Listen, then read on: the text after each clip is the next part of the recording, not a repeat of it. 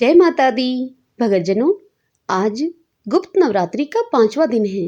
गुप्त नवरात्रि के 5वें दिन माता छिन्नमस्ता की पूजा की जाती है।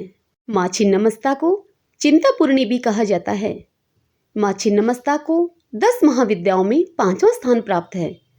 पौराणिक मान्यताओं के अनुसार माँ छिन्नमस्ता मनुष्य की हर चिंता को दूर करके उनकी मनोकामनाओं को पूर्ण करती हैं। माँ छिन्नमस्ता का स्वरूप थोड़ा हटकर है। छिन्नमस्ता देवी के हाथ में अपना ही कटा हुआ सिर है तथा दूसरे हाथ में कटार उन्होंने धारण कर रखी है। इस महाविद्या का संबंध महाप्रलय से है।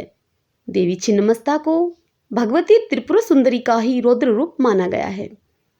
पूजा के बाद कथा का पाठ अवश्य करना चाहिए। आइए भगतजनों, अब देवी छिन्नमस्ता की कहानी सुनते हैं, उनकी कथा सुनते हैं। सब बोलिए छिन्नमस्ता माता की जय।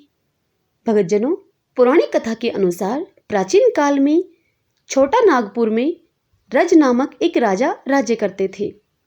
राजा की पत्नी का नाम रूपमा था।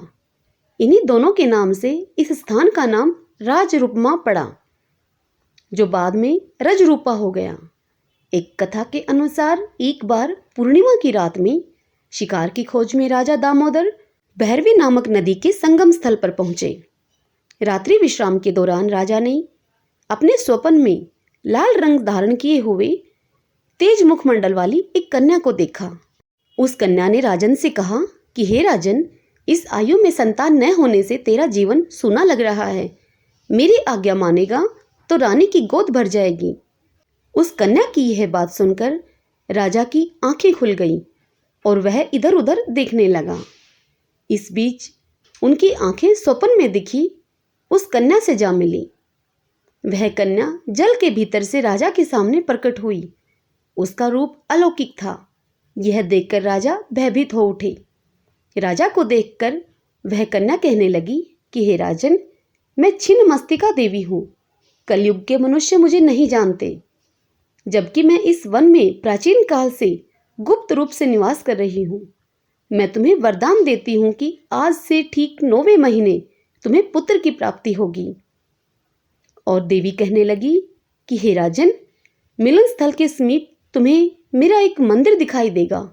इस मंदिर के अंदर शिलाखंड पर मेरी प्रतिमा अंकित दिखेगी। तुम सुबह मेरी पूजा करो। ऐसा कहकर छिन्नमस्तिका अंतर्ध्यान हो गई। इसके बाद से ही यह पवित्र तीर्थ रजरप्पा के रूप में विख्यात हो गया। सब बोलिए छिन्नमस्तिका माता की जय। भगतजनों, आपको यदि मेरे द्वारा सुनाई गई यह माघ मास के गुप्त नवरात्रों की कथाएं पसंद आ रही हैं तो वीडियोस को आप लाइक कर दिया करें और इसी के साथ खूब शेयर करेंगे तो आप खूब पुण्य के भागी बनेंगे। तो खूब शेयर करें। जिस प्रकार मैं आपसे शेयर कर रही हूँ, इसी प्रकार आप भी शेयर करके दूसरों के साथ पुण्य कमा सकते हैं। जय माता दी।